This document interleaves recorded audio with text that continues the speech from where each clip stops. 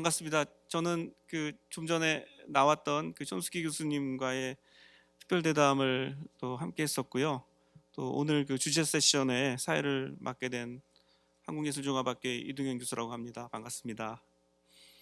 아, 제가 촘스키 교수님하고 2달 전에 특별 대담을 했는데요.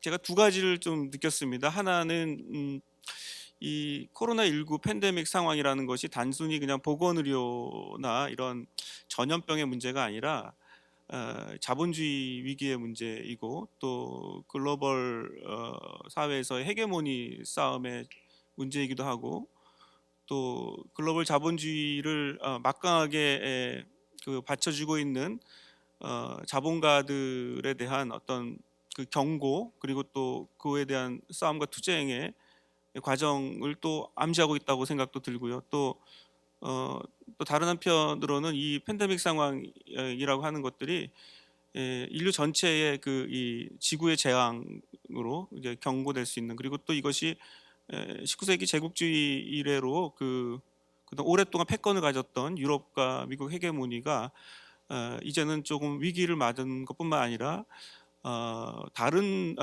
문명의 헤게모니로, 다른 문명의 상황으로 전환하는 그런 것을 암시하는 그런 거라는 거를 촘스키 교수님하고 대화를 통해서 좀 새삼 느끼게 됐고요. 그다음에 두 번째 제가 좀 느꼈던 거는 이분의 지적 일관성에 대한 문제입니다. 이분이 이제 한국 나이로는 92살이신데 그 나이 되기까지 거의 입장을 바꾸지 않고 비판적 일관성을 유지해 왔습니다. 비판적 지성인으로서 미국 사회에 갖고 있는 패부들을 오랫동안 비판하셨던 지식인이었죠. 그런 걸 보면서 간혹가다 우리가 정말 우리 사회에서도 굉장히 유명한 지식인들이 뭐 1년도 안 돼서 10년도 안 돼서 자기 입장을 바꾸고 또 좌에서 우로 가거나 아니면 진보에서 보수로 가거나 하는 그 근거의 정당성 없이 지적인 자기 포지션을 수없이 바꿔가는 그런 일종의 지식 상업주의라고 그럴까요? 좀 더 심하게 얘기하면 매판주의 같은 경향을 보이는 우리 시대의 얄팍한, 저를 포함해서 얄팍한 지식인들에 대한 어떤 경고, 아니면 또 그런 거에 대한 문제 혹은 반성, 이런 것들을 또 대담을 통해서 느꼈습니다. 이제 본격적으로 특별 대담을 이어서 주제 세션의 내용으로 좀 넘어가도록 하겠습니다. 주제 세션은 인류세 위험사회 헤게모니라고 하는 다소 굉장히 거시적인 주제를 담고 있는데요.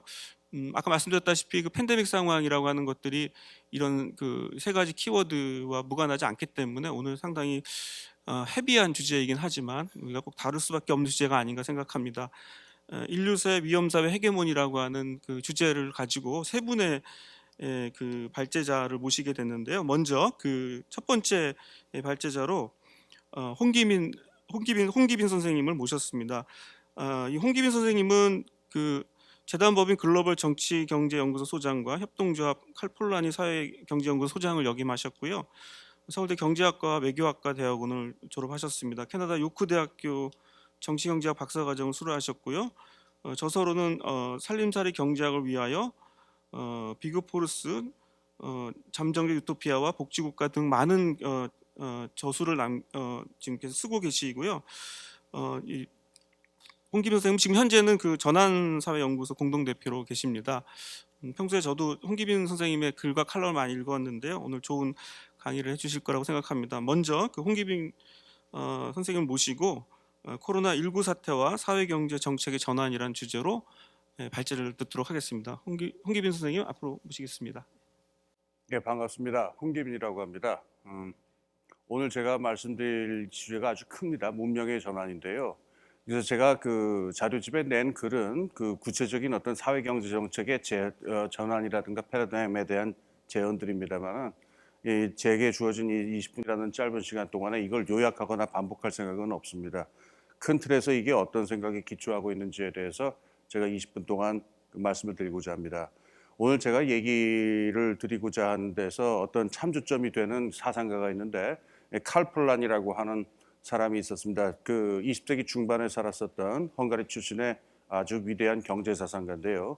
그분이 썼었던 이 Great Transformation, 거대한 전환이라고 하는 책이 지금 코로나 상황에 처해 있는 우리 지구 인류 전체에게 아주 큰 함의를 갖고 있다고 생각을 합니다. 그 두 가지 포인트를 오늘 말씀드리겠는데, 첫 번째는 지금 우리 세계가 옛날의 세계로 되돌아갈 수 없다는 것과 관련되어 있습니다. 두 번째 이야기는 그럼 우리가 어떻게 새로운 문명의 원리를 만들어야 될 것이냐, 사람과 자연과 화폐를 상품으로 만드는 일을 멈춰야 한다라고 하는 이야기를, 폴라니의 이야기가 21세기에도 적용이 된다, 이 말씀이 되겠습니다. 우선 첫 번째 말씀부터 드리겠습니다. 코로나 바이러스 사태가 처음에 터졌을 적에 누구도 이게 얼마나 지속이 될지, 어느 정도 규모로 일이 벌어질지, 어떻게 대처해야 될지 확신할 수 있는 사람이 없었습니다. 그때 심지어 그 국제적인 전문가들조차도 심지어 그 마스크를 써야 되느냐 말아야 되느냐라고 하는 아주 간단한 문제에 있어서조차도 아주 심각하게 의견이 갈리곤 했지요. 그런데 지금 사태가 시작된 지 지금 올해 초부터 시작해서 이제 가을로 접어들고 있죠. 지금 벌써 세상은 많이 바뀌었고요. 더 끔찍한 일은 이 사태가 언제 끝날지에 대해서 확신할 수 있는 사람이 없다는 겁니다.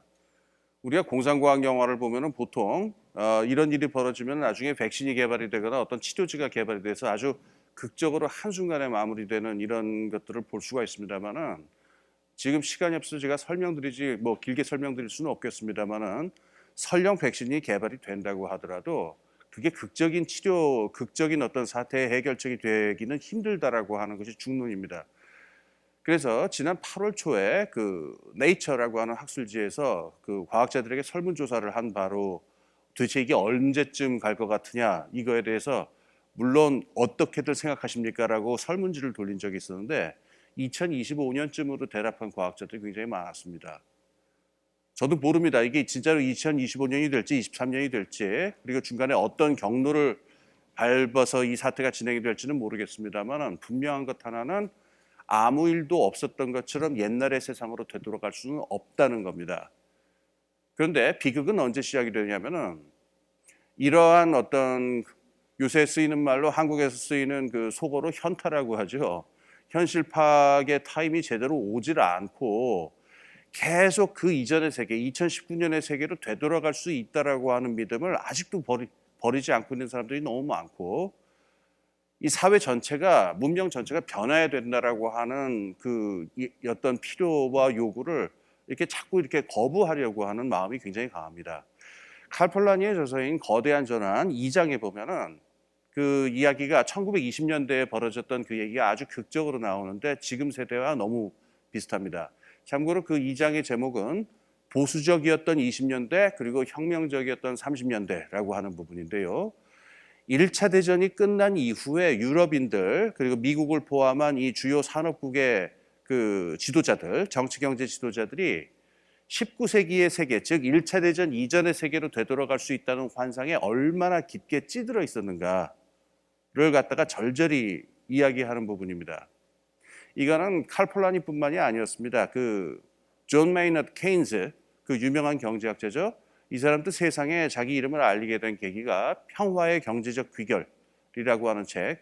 그러니까 베르사유 조약, 1차 대전이 끝나고 강대국들끼리 합의한 그 베르사유 조약이라고 하는 게 얼마나 어이없는 환상에 젖어 있는 것인가를 폭로하는 것이고, 19세기의 경제 체제로 되돌아갈 수 있다라고 하는 환상에 젖어 있는 것이다라고 하는 걸 폭로하면서 유명해졌죠. 조금만 더 자세히 말씀드리겠습니다. 1920년대에 전 세계의 지도자들은 1차 대전 이전의 세계, 즉 19세기에 작동했었다고 자기들이 믿고 있었던 지구적 자본주의를 되살릴 수 있다고 믿었습니다. 그리고 그것을 되살릴 때 가장 중요한 제도적인 장치는 근본이제라고 믿었기 때문에, 근본이제라고 하는 고정화율제, 굉장히 경직된 국제적인 통화체제를 갖다가 되살리는데 온 힘을 기울였습니다. 이 자리에서 길게 설명할 시간은 없습니다만은, 그 당시 1차 대전이 끝나고 또 2차 산업혁명 때문에 자본주의의 성격이 완전히 변한 상태에서 19세기 초에나 착상이 되었었던 근본이제라고 하는 굉장히 경직되고 보수적인 통화 재정 시스템 자체를 갖다가 되살린다는 거는 거의 자살 행위에 가까운 일이었음에도 불구하고였습니다. 그래서 그러한 현실을 갖다가 있는 그대로 인정하고 19세기 문명은 이제 끝났고 자본주의와 세계 산업 문명을 새로운 원리와 새로운 원칙으로 재조직해야 된다는 걸 받아들여야 하는데 1920년대의 세계 정치 경제 지도자들은 그러지 못했다는 겁니다. 심지어 당시에 러시아 혁명을 일으켰었던 볼셰비키의 지도자들이었던 레닌이라든가 트로츠키 같은 사람들조차도 이 근본이자만큼은 건드려서 안 된다라고 하는 믿음을 가질 정도로 종교적인 믿음을 가지고 있었습니다. 그래서 1920년대에 실제 그 세계 국제 정치에서 벌어졌던 일은 19세기 자본주의 문명을 되살리기 위한 온갖 안간힘, 특히 근본이자를 회복하기 위한 것이었습니다만은 우린 지금은 알고 있습니다. 그 결과가 무엇이었는지. 현실은 이미 많이 변해 있는데 옛날 질서의 회복이 가능하다고 믿었던 이 부조화의 결과가 결국은 대공황으로 터지고요. 그리고 일단 한번 대공황이 시작이 되니까 근본이자도 무너지게 되고 근본이자가 무너진 다음에는 파시즘이라든가 공산주의라든가 19세기에는 상상할 수 없었던 전혀 다른 종류의 산업 문명의 형태들이 튀어나오게 됩니다. 이걸 칼폴라니가 보수적이었던 20년대 그리고 혁명적인 30년대 이렇게 불렀던 겁니다. 저는 지금도 우리 인류가 그 1920년대의 세계 정치 경제 지도자들이 범했던 우를 비슷하게 범하고 있다고 생각하는데 코로나 바이러스 사태라고 하는 것은 분명히 그 이전까지 진행돼 있었던 특히 지난 한 40년 동안 지속되었던 지구적 자본주의 문명이라고 하는 것에 근본적인 문제가 있다는 걸 보여주는 일입니다. 그런데 그것을 인정하지 않고 자꾸 옛날에 2019년 이전의 세상으로 되돌아갈 수 있다라고 생각하는 행위들이 많이 보여요. 너무나 많이 보이고 그게 너무나 많은 문제를 낳고 있습니다만은 제가 두 가지 예만 들겠습니다. 하나는 스웨덴 모델의 그 처참한 결과입니다. 지금 자세히 설명할 시간이 없습니다만 스웨덴 모델이라고 하는 거는 스웨덴 방역 모델이죠. 정치 경제 모델이 아니고 코로나 바이러스가 시작됐을 적에 다른 유럽 나라들이 봉쇄 조치를 행하고 아주 극적인 사회적 거리두기를 행하고 있을 적에 보통 때 하던 대로 하자. 그러니까 흘러가던 대로의 산업 문명과 흘러가던 대로의 산업 자본주의를 그대로 유지하자라고 하는 것을 보건 원칙으로 삼겠다라고 하는 것이 스웨덴 당국의 원칙이었었습니다. 대응 원칙이었었습니다. 그리고 그때 스웨덴 그 당국에서는 이것이 우리가 그 인류가 코로나 바이러스에 대처할 수 있는 가장 강력한 방법으로 입증될 것이다라고 자신 있게 이야기하는 사람들까지 있었어요. 그런데 결과는 어떻게 됐느냐? 그동안 굉장히 많은 논란이 많았습니다만은 요달 초에 사이언스 매거진이라고 하는 잡지에서 그동안 있었던 일을 정리를 해서 보도를 했고요. 그다음에 타임이라고 하는 잡지 있죠. 여기에서도 이번 주에 굉장히 중요한 기사가 나왔는데요. 결론은 누적 치사율, 누적된 사망자 숫자로 보나 어떤 지표로 보나 인구당 사망자라든가 인구당 확진자로 봤을 적에 미국과 함께 가장 방역에 실패한 나라로 결론이 났습니다. 지금은 스웨덴에서의 치사율이라든가 확진자 증가율이 다른 나라에 비해서 뭐 월등히 높지는 않습니다. 최근에는 그건 방역에 스웨덴식 방역이 성공했기 때문이 아니고요. 결국은 스웨덴도 여름 이후에는 다른 나라들과 다르지 않은 경기 조치를 하지 않을 수가 없고 사회적 거리두기 조치를 하지 않을 수 없었고 여러 가지 조치했기 때문에 지금 다른 나라는 별 차이가 없습니다. 그래서 스웨덴 방역 모델이라고 하는 거는 처참한 실패로 끝냈다라고 하는 것이 지금 중론으로 모아지고 있는데 그 대가가 너무나 큽니다. 너무나 많은 사람들이 죽었고 특히 죽은 사람들의 대부분이 나이가 많은 노약자들, 그다음에 이민자들 이런 사람들이 죽었기 때문에 이 너무나 끔찍한 그 대가를 치른 실험이다.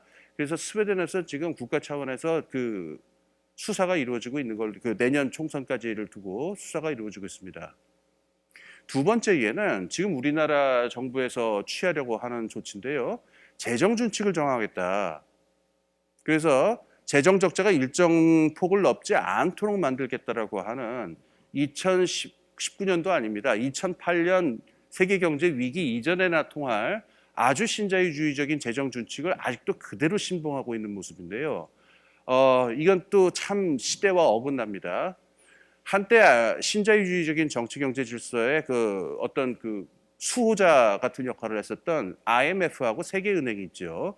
두 기관 다 이달 초, 그다음에 저번 달 말에 분명한 입장을 취했습니다. 이 지금은 재정 준칙 같은 것을 지킬 때가 아니다.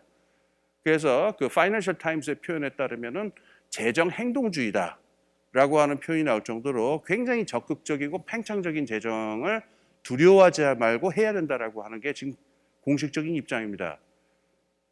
지금 IMF하고 세계은행마저도 재정 운영에 있어서의 원칙에 있어서 완전한 변화를 가져왔는데 지금 한국 정부는 여전히 우리나라 기재부죠. 정확하게 얘기하면 재정 준칙을 어떻게든 도입을 하겠다라고 지금도 이걸 하고 있습니다. 저는 이게 폴라니가 얘기했던 1920년대의 보수적인 시대의 보수적인 마인드셋 이거에 완전히 재판이라고 생각합니다. 그래서 인류의 어리석음이라고 하는 게 한 번으로 끝날 리는 없습니다. 1920년대에 세던 바가지가 2020년대에 세지 말라는 법은 없습니다. 그래서 지금 우리가 현실을 직시해야 되는데 2019년까지의 40년 정도 지속되던 형태의 산업자본주의, 지구적인 산업문명은 더 이상 똑같은 형태로 유지할 수 없다라고 하는 것을 받아들였으면 하는 바람입니다.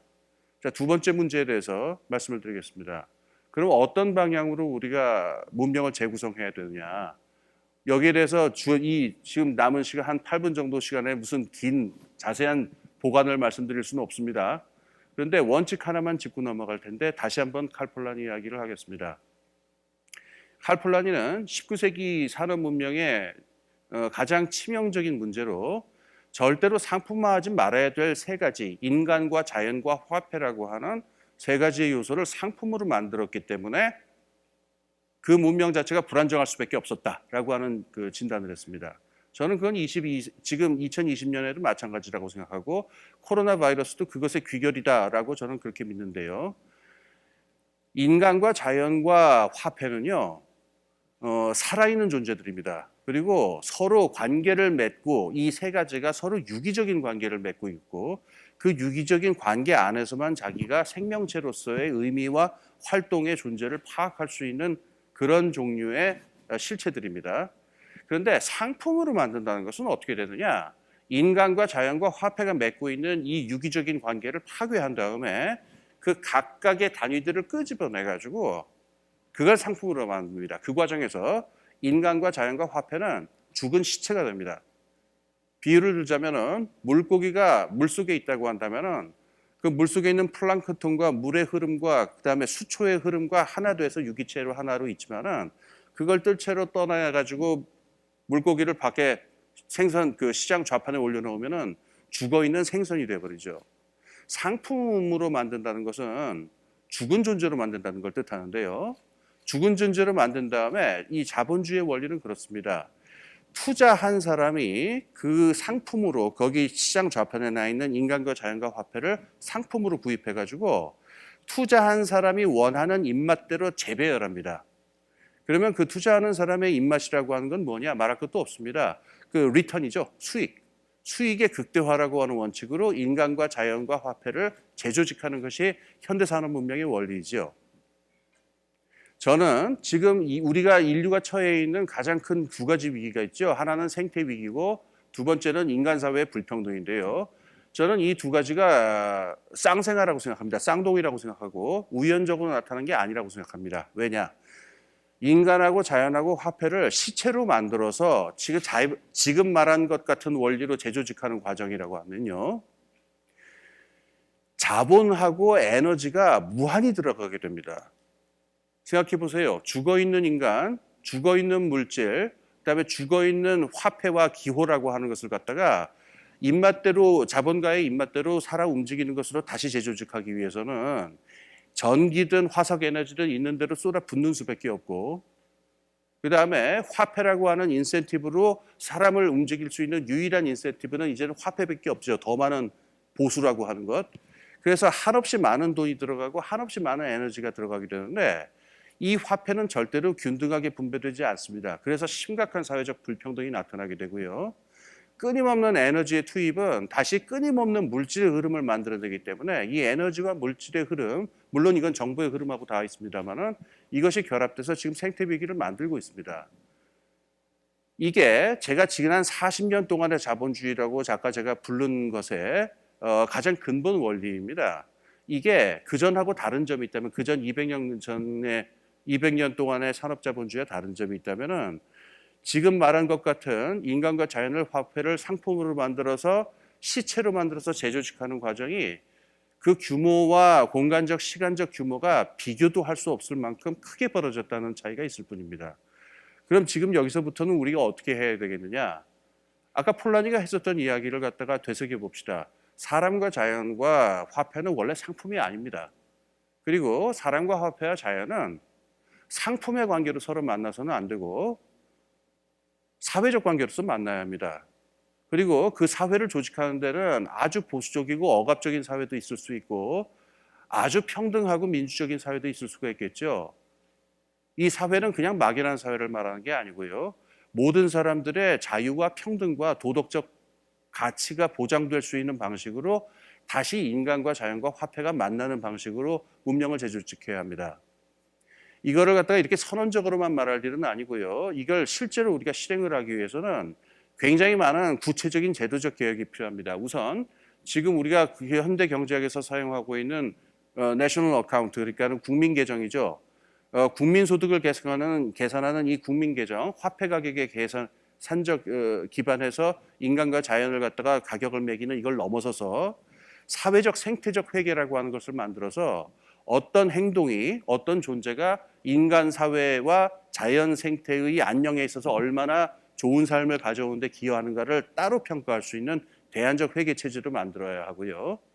또 투자자들의 전횡에만 의존할 것이 아니라 지역 주민들 스스로가 또는 일정한 그 기능에 모여 있는 같은 직종에 있는 사람들 스스로가 모여서 수익이라고 하는 목표가 아니라 우리들 삶의 개선이라고 하는 목표를 두고서 조직하는 대안적인 경제 조직의 형태의 실험들도 활발하게 이루어져야 되고 실제로 지금 이루어지고 있습니다. 이런 것들을 소개하기 위해서 저는 지금까지 여러 가지 책을 번역하기도 하고 쓰기도 했습니다만은 한번 좀 참조해 주시기 바랍니다. 그래서 코로나 바이러스가 시작되었을 적에 이게 아까 몇 년을 갈지 모른다고 했습니다만은 제가 한 가지 제안만 드리겠습니다. 포스트 코로나 사태가 언제 끝날지 그 이유가 어떻게 될지는 둘째치고요. 일단 코로나 사태가 진행되는 동안만큼은 우리 이걸 전시 경제라고 봤으면 좋겠습니다. 지금 저는 이 사태가 코로나 바이러스와 전쟁을 하고 있는 건데 외계에서 침입한 생명체와 그 전쟁하고 있는 것과 똑같습니다. 지금 프랑스는 밤 9시가 되면은 통행 금지가 됐어요. 밤 9시부터 새벽까지.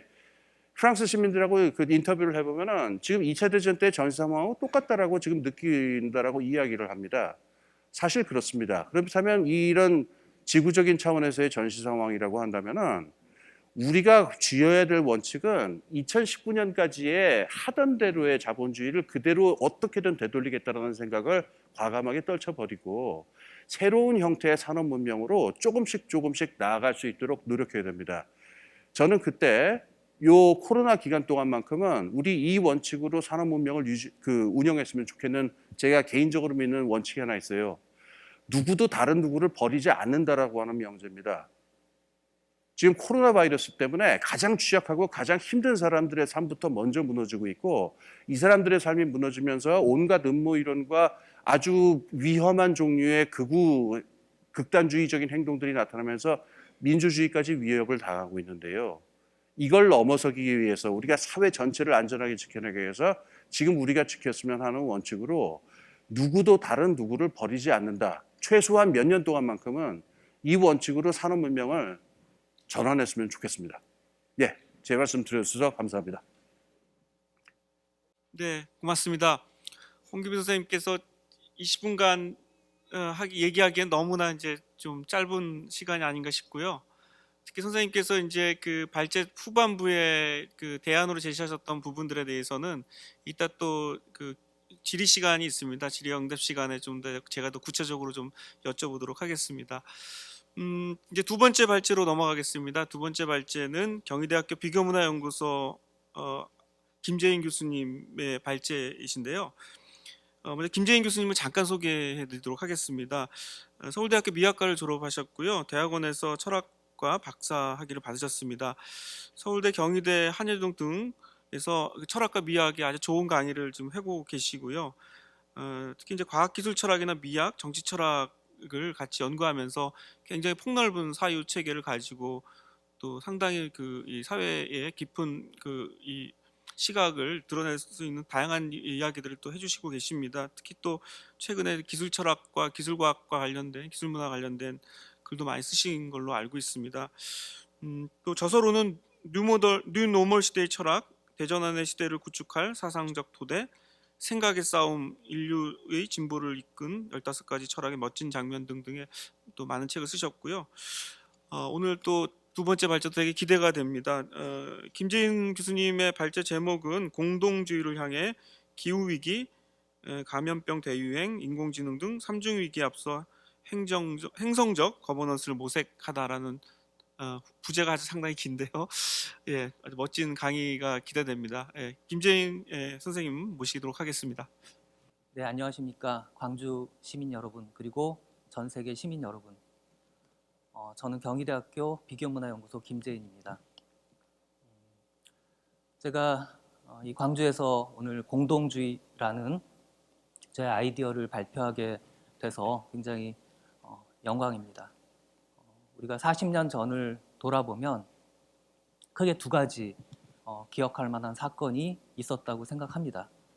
하나는 우리가 잘 아는 이 현장에 있었던 5월 혁명이 있었고요. 아쉽게도 굉장히 큰 상처를 남기기도 했습니다. 또 하나는 미국과 영국에서 시작된 신자유주의를 들 수 있을 것 같습니다. 신자유주의는 우리가 최근 40년 동안 누려왔던, 또 누렸다기보다는 익숙해 있던 그런 자본주의의 작동 방식이라고 할 수 있겠습니다. 사실 그 전에 200년 넘게 지속됐던 자본주의가 국지적이었다면 신자유주의는 전 지구의 모든 영역에 스며드는 그런 광범위한 자본의 작동이다, 이렇게 이야기할 수 있겠습니다. 왜 이 말씀을 드렸는지는 오늘 이야기를 전개하면서 제가 좀 더 설명을 드리도록 하겠습니다. 뉴노멀 시대라고 합니다. 노멀이라는 거는 정상이고 일상이죠. 우리가 1년 전 마스크 없이 활보하던 그런 삶의 방식이었습니다. 근데 더 이상 우리가 그렇게 살 수 없다. 제가 뉴노멀의 철학이라는 책에서 이렇게 시작했습니다. 어떤 변화는 일시적이지만 어떤 변화는 돌이킬 수 없다. 세상은 다시는 전과 같지 않으리라. 예, 어떤 이상, 이변, 재난, 이게 새로운 일상이 되고 정상이 되었습니다. 아마 많은 분들이 받아들이기 어렵다고 느끼실 겁니다. 하지만 우리가 여름 끝날 무렵 다시 발발한 확진자 수의 어떤 폭증, 이 상황을 맞이해서 정부, 의료진, 일반 시민 모두가 그 전에 봄에 우리가 마련했던 그 행동 규칙, 예를 들면 사회적 거리 두기 강화, 학교의 원격 수업, 그리고 회의나 강연을 취소하거나 아니면 지금 우리가 하는 것처럼 온라인으로 진행하는 이런 방식의 전환을 했습니다. 그리고 속으로 당장 이 생활이 계속되겠구나. 그리고 이제 어느 정도 완급이 있지만 지속되고 있습니다. 그걸 우리가 받아들이고 있다는 거죠. 이게 바로 새로운 질서, 새로운 정상, 일상, 이게 이루어지고 있구나. 뉴노멀은 상상이 아니라 현실이구나 라는 걸 느끼게 해주는 사례라고 할 수 있겠습니다. 저는 뉴노멀이 최소한 3중의 위기가 동시에 발생한 데서 비롯되었다, 이렇게 생각을 합니다. 우선 감염병의 대유행이 있습니다. 여기서 우리가 주목할 만한 거는 이 새로운 감염병이 발생 주기가 점점 빨라지고 있다, 짧아지고 있다라는 점입니다. 우리가 최근에 메르스를 겪은 게 2015년이었고요. 현재 코로나 바이러스는 그 메르스 바이러스의 변종입니다. 불과 5년, 뭐 아니면 4년 만에 다시 찾아온 겁니다. 변종이 치명적으로.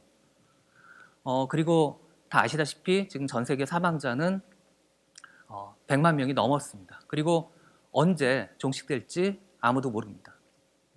두 번째로 기후 위기를 들 수 있습니다.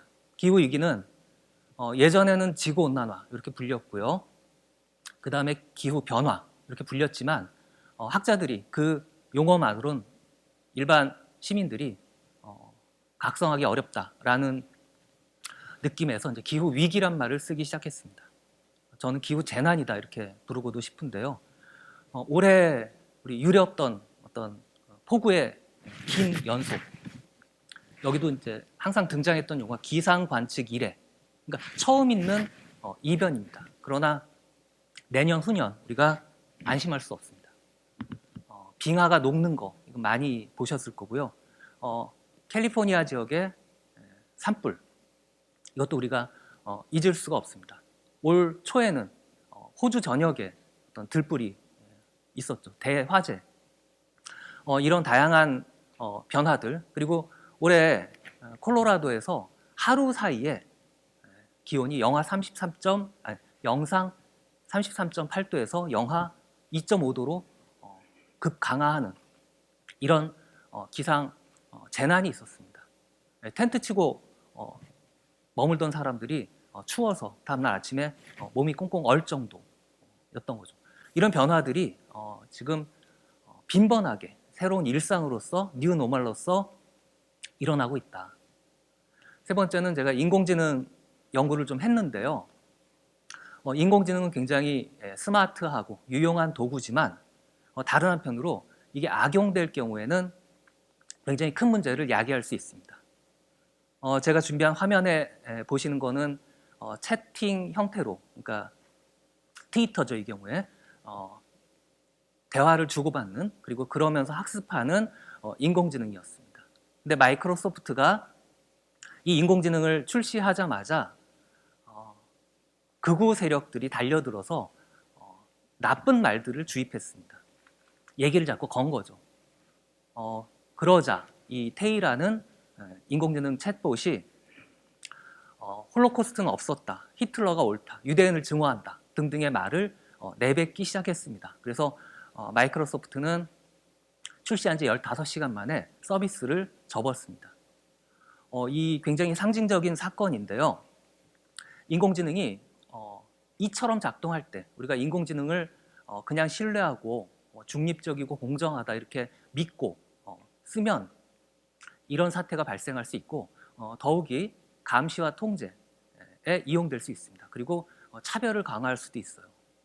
우리가 동선을 추적하는 과정에서 인공지능을 굉장히 많이 사용했습니다. 한국의 방역에서. 근데 중국도 마찬가지로 얼굴 인식이라든지 이런 방식으로 인공지능을 사용했습니다. 다만 사용되는 목적이 달랐어요.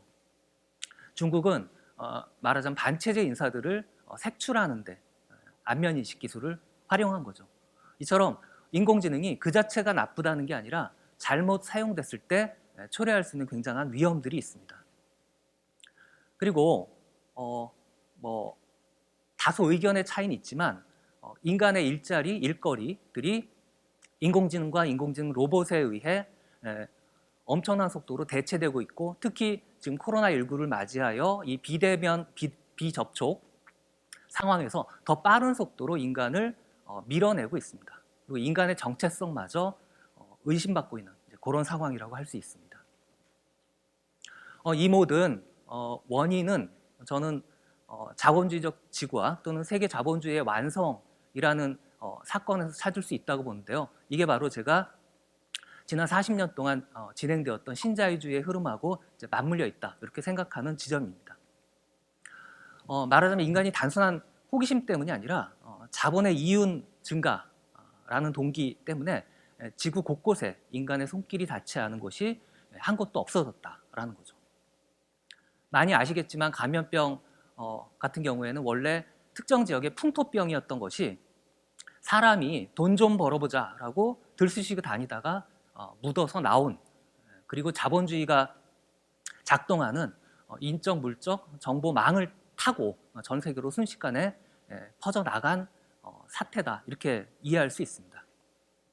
기후 위기 또한 이 돈 벌겠다는 그 생각 때문에, 생산을 위한 생산, 그러니까 이제 자원을 소비하고 탄소 배출을 급격히 지수함수적으로 이렇게 가속시키는 그런 종류의 활동을 인간이 하게 되었다, 이렇게 이야기할 수 있습니다.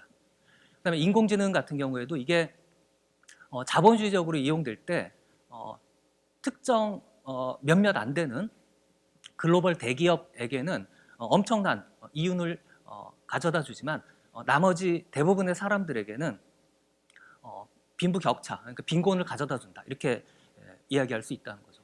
그런 점에서 자본주의적 이용 또는 아까 말씀드린 것처럼 특정 어떤 독재 국가나 전체주의 사회에서 인공지능을 이용할 때 이것을 엄청난 악용 가능성이 있기 때문에 어떻게 우리가 대처해야 하느냐라는 위기 상황으로 저는 진단하고 싶습니다. 이런 삼중의 위기를 저는 기회로 만들고 우리가 새로 살아가야 할 어떤 가치 목록을 작성해야 한다, 이렇게 말씀드리고 싶은데요. 사실 인류 초기에도 그런 멸종의 위기가 한번 있었습니다. 혹한 때문이었는데요. 개체수가 1200명 정도까지 감소했었다고 그래요.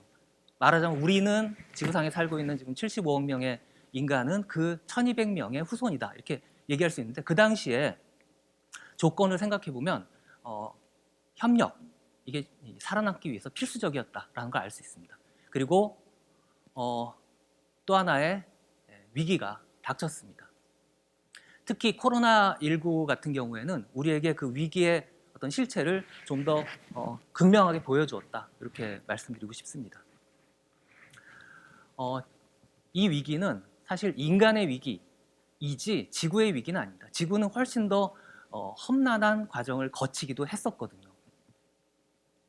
철학자 니체는 뿔뿔이 흩어져서 각 민족마다 자기 나름의 목표를 그리고 가치를 세웠지만 인류 전체가 하나가 될 수 있는 그런 종류의 가치를 아직 발견하지 못했다라고 진단한 적이 있습니다. 지금 우리가 이제 그런 가치를 발견하고 그 가치 아래 똘똘 뭉쳐서 인류 전체가 위기를 타파해야 될 시점이다, 이렇게 이야기 드리고 싶습니다. 근데 우리의 이성은 문제를 해결하는 아주 훌륭한 능력입니다. 하지만 문제를 공유하는 데는 굉장히 부족한 능력이라고 할 수 있습니다. 많은 학자들이 오래전부터 어떤 위기를 경고해 왔지만 사람들은 들은 척도 하지 않아요. 오히려 느낌이라는 게 문제를 포착하는 능력이다, 이렇게 이야기할 수 있습니다. 말하자면 문제를 공감하기 위한 출발점이다. 나와 너의 느낌이 다르다면 우리가 해법도 다를 수밖에 없고요. 말하자면 이성을 다르게 작동시킨다라는 거죠. 따라서 지금 필요한 것은 우리가 위기를 극복하기 위해서 필요한 게 어떤 느낌의 합의 또는 공통의 느낌이라고 말씀드리고 싶습니다. 특히 코로나19가 제시한 우리에게 요구한 어떤 느낌의 합의, 이게 이제 기회로 전환하는 어떤 핵심 고리다, 저는 그렇게 말씀드리고 싶고요. 협력이 이 행성적인 거버넌스, 즉 전 인류의 단결의 출발점이다, 그렇게 생각하는 거죠. 서양에서는 한국의 방역에 대해서 논란이 많았지만 현재는 굉장히 칭찬하고 있는 상황입니다. 한국은 세월호와 메르스에서 굉장히 많은 중요한 교훈을 얻었고 현재 실천 중에 있습니다. 세월호 참사는 우리에게 각자 도생이라는 잔인한 교훈을 알려주었습니다. 가만히 있으면 안 된다는 거죠. 하지만 메르스 사태는 다른 교훈을 알려주었습니다. 나 혼자 조심한다고 되는 일이 아니다. 왜냐하면 감염이라는 상황은 상호작용의 상황이고 우리는 함께 살아갈 수밖에 없기 때문입니다. 따라서 이 상황에서 우리는 새로운 교훈을 또 얻게 됐습니다.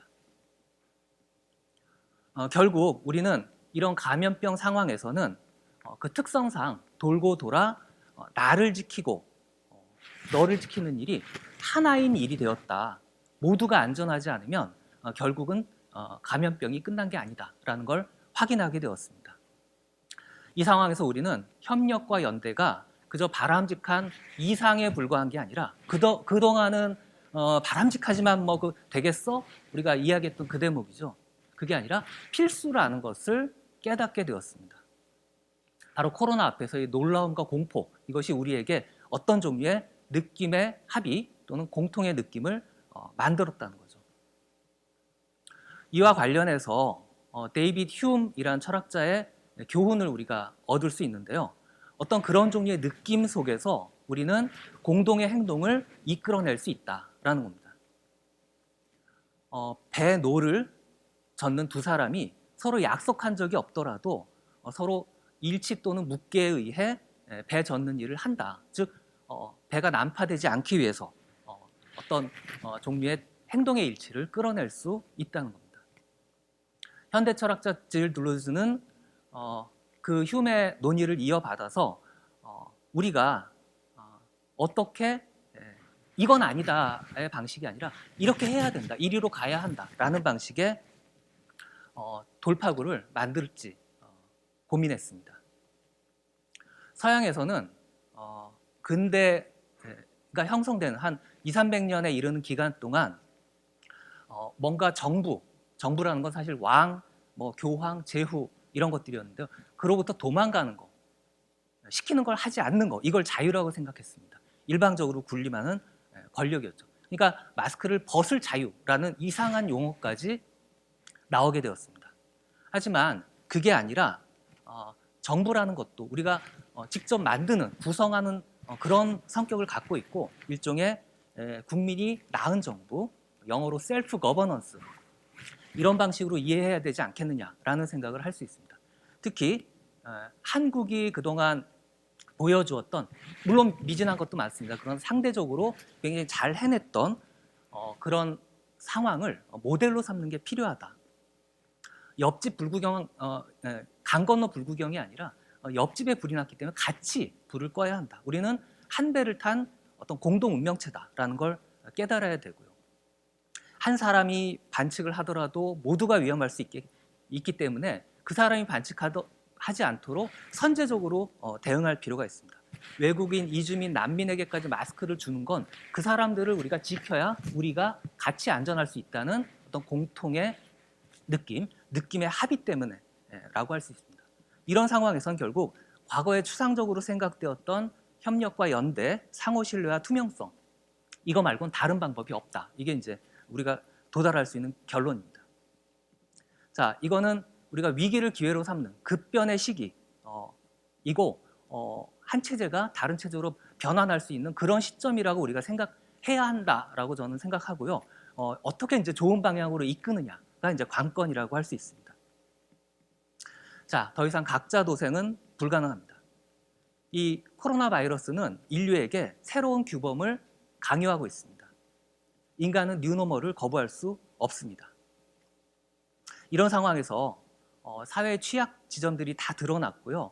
탐욕의 고리도 드러났습니다.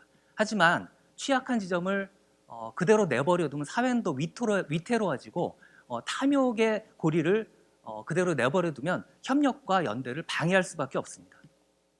인간은 가장 협력하기 힘들고 연대하기 힘들 때가 언제냐면 뭔가 격차와 차별을 느끼는 이 분노의 시점입니다. 따라서 그 사람들이 결국 돌고 돌아 좀비처럼 우리에게 복수할 수 있게 되는 거죠.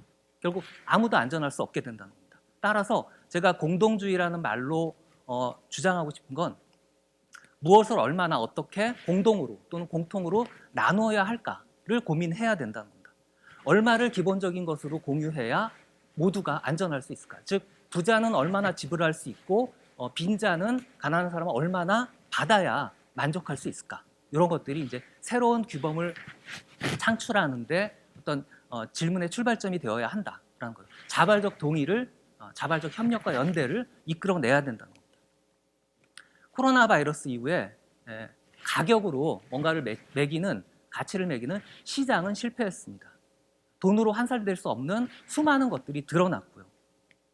그리고 무대 위에 있는 이 배우만이 아니라 여기 계시는 이 스텝 모두가 다 이 상연을 위해서 중요했다라는 것도 확인됐습니다.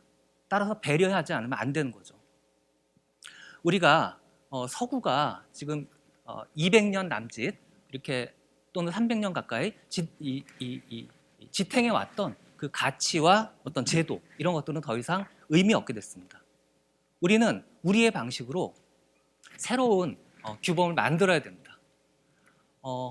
여기서 이제 광주가 다시 등장하는데요. 광주는 40년 전에 어떤 적에 맞서서 협력과 연대를 통해 위기를 극복하려고 시도했습니다. 그러나 저는 불행히도 그 시도가 중단됐다고 생각됩니다. 하지만 지금은 우리가 그 시도를 다시 이끌어낼 시점이다라고 생각하고요. 코로나 바이러스를 통해서 우리 모두가 함께 사는 길을 찾아내야 한다. 그걸 위기를 기회로 전환시키는 중요한 시점이어야 한다. 이렇게 생각이 됩니다. 아마도 몇몇 사람들이 살아남는다고 할지라도 그동안 많은 희생, 아마 그 시절에 그때가 됐을 때 희생될 사람들의 어떤 도움을 통해서 누려왔던 부와 어떤 안락, 안전 이런 것들은 더 이상 유지될 수 없을 것이기 때문에 이제 모두가 함께 살 길을 찾아 나가는 방향으로 가야 한다. 이렇게 말씀드리고 싶습니다. 고맙습니다.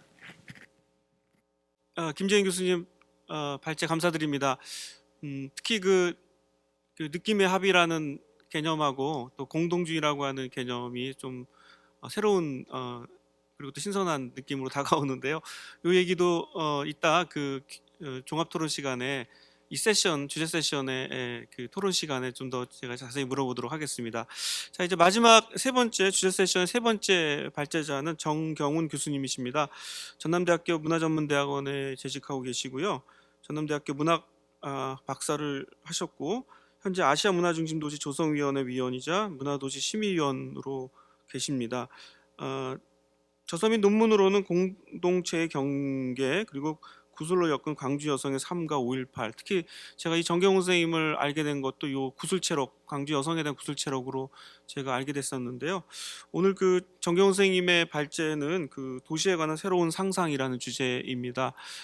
코로나 상황에서 도시 간의 그 브레이크다운이나 락다운이 굉장히 그 심화되고 있는 상황에서 굉장히 중요한 그 토픽이라고 생각하고 또 광주의 사례들도 아마 구체적으로 얘기하실 것 같습니다.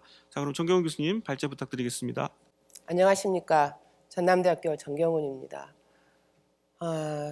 사실 요새 제가 안녕하십니까라고 하는 인사말로 시작을 했습니다마는 요새처럼 안녕하냐는 이 말이 이렇게 마음에 와닿은 적도 없는 것 같습니다.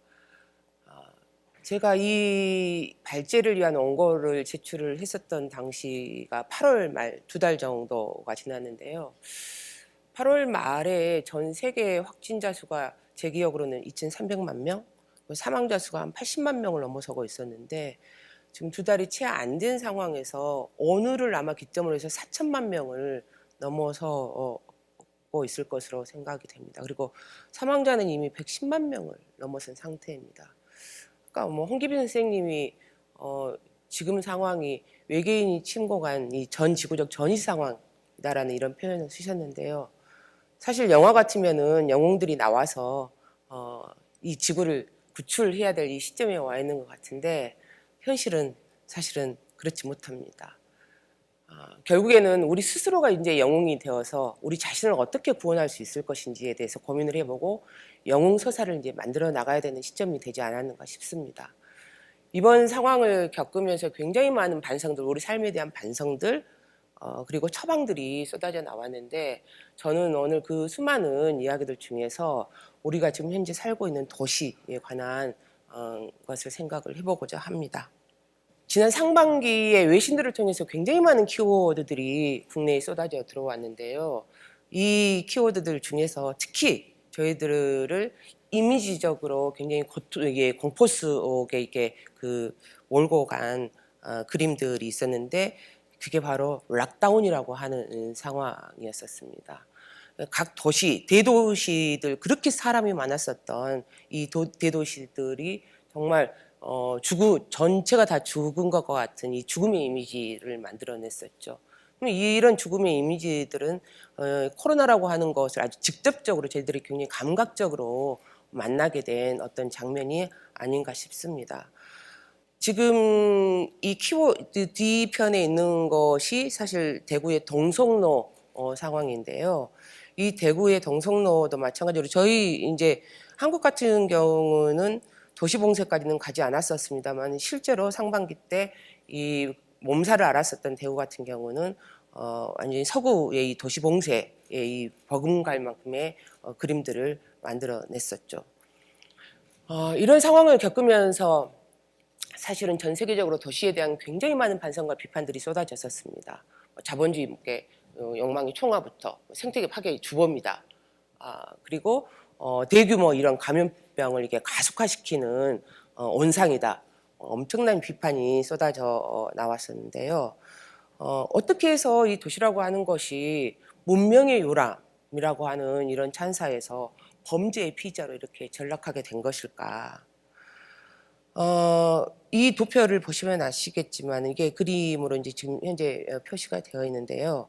사실 지난 200년 전까지만 하더라도 2000년 동안 전 세계 인구의 한 3% 정도가 도시 거주자에 불과했었습니다.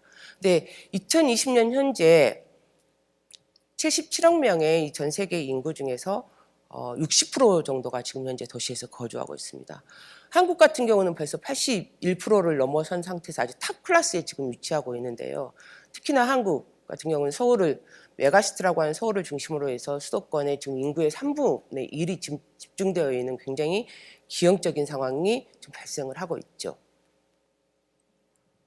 이 1000만 명이 넘어선 이 메가시티가 2020년 현재 전 세계적으로는 31개 도시입니다.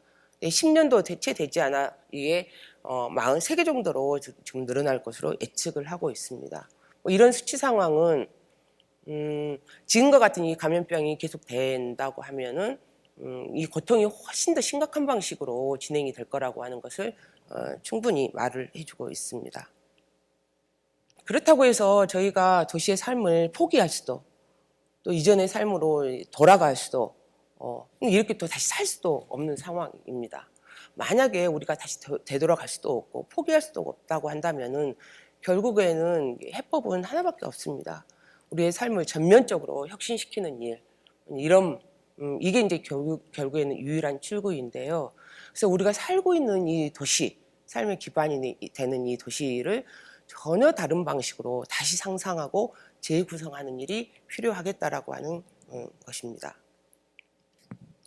이와 관련해서 저는 오늘 여러분들께 파리에서 지금 올해 새롭게 시도되고 있는 15분 도시라고 하는 개념과 그리고 이제 몇 년 전에 보고서를 통해 제출이 됐었던 에듀컬처 리빙 랩이라고 하는 미래 도시 이 모델을 두 개를 소개를 해드리면서 우리가 앞으로 도시를 어떤 방식으로 갖고 가는 것이 우리의 삶을 위해서 좋을 것인지에 대해서 생각을 해보도록 하겠습니다.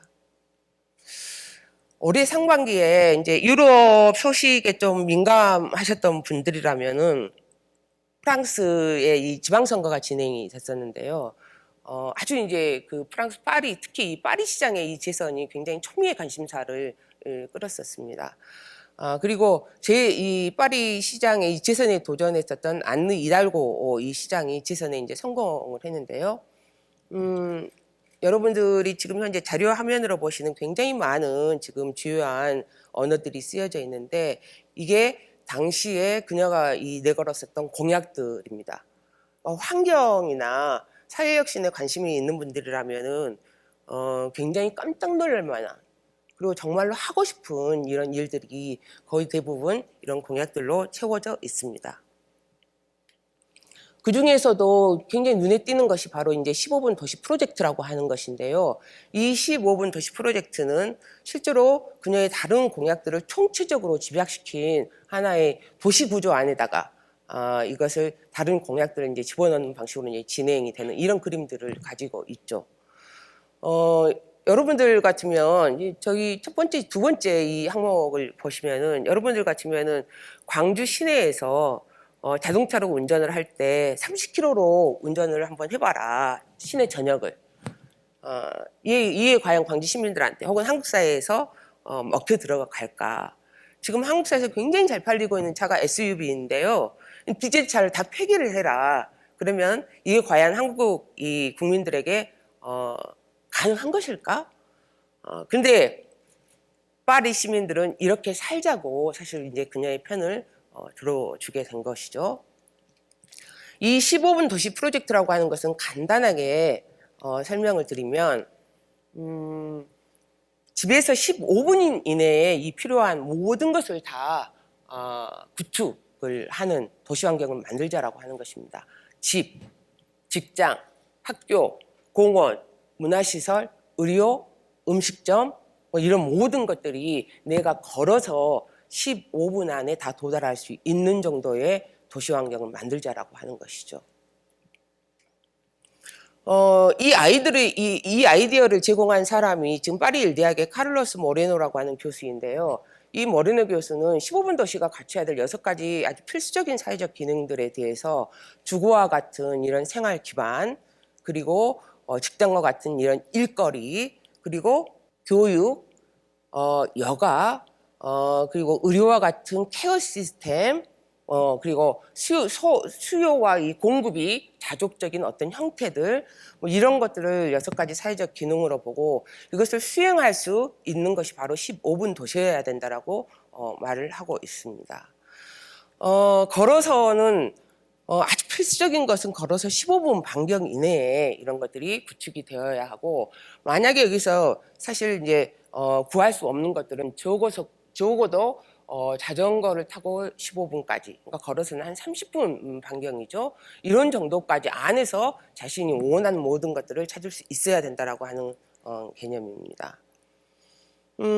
그래서 만약에 몇 년 후면 이 공약들이 제대로만 실천이 된다고 한다면 아마 우리는 지금까지 우리가 여행을 통해서 경험했었던 파리하고는 전혀 다른 방식의 어떤 파리의 풍경을 만나게 될 수 있을지도 모르겠습니다. 2024년이 되면은 도시 모든 주요 도로의 자동차 진입이 차단됩니다. 그리고 지금 현재 있는 8만 개 이상의 노상 주차장은 70% 이상이 다 텃밭과 길들로 다, 보행자의 길들로 다 바뀌게 됩니다. 그리고 이 보행자의 길들은 각각의 공원과 광장을 중심으로 해서 시내 전역이 다 연결되어 있는 방식들이죠. 자, 이 15분 도시의 핵심은 인간의 이동성의 공간을 최소화시키면서 에너지 소비를 줄인다라고 하는 것입니다. 그래서 자동차를 위한 거리에서 사람을 위한 거리와 광장으로 사실은 공간을 완전히 도시 공간을 재편을 시킨다는 것이죠. 이렇게 보면은 사실 기존의 녹색 도시의 개념하고 별반 다를 게 없어 보이는 것 같습니다. 하지만 이 모레노 교수 같은 경우는 이 15분 도시의 핵심은 단순하게 생태학적으로 사람들이 살기 좋게 만들자는 것이 아니라 거리와 광장을 최대화 시키자라고 하는 데 있습니다. 거리와 광장을 걸어다니면서 사람들이 만나고 인사하고 관계를 맺고 이것이 연대의 기초가 되게끔 하자는 것입니다. 그리고 사람들은 그 거리를 다니면서 굉장히 다양한 것들을 소비를 할 수 있게 되죠. 그래서 이 일을 통해서 사실 15분 도시라고 하는 개념이 새로운 경제적, 사회적 모델의 가능성을 갖추고 있다라고까지 이제 주장을 하고 있습니다. 지금 파리 같은 경우는 현재 굉장히 대표적인 메가시티입니다. 이 메가시티를 15분 도시의 어떤 형식으로 다 쪼개자라고 하는 것이 지금 현재 이들의 구상인데요. 예전에 이 메가시티에 굉장히 큰 덩어리로 있었다고 한다면은 각각의 복합 기능을 갖는 생활 권역을 중심으로 해서 다기능, 다 복합적 기능을 하는 다 중심적 도시로 지금 전환을 시키자라고 하는 뭐 이런 계획을 갖고 있는 것 같습니다.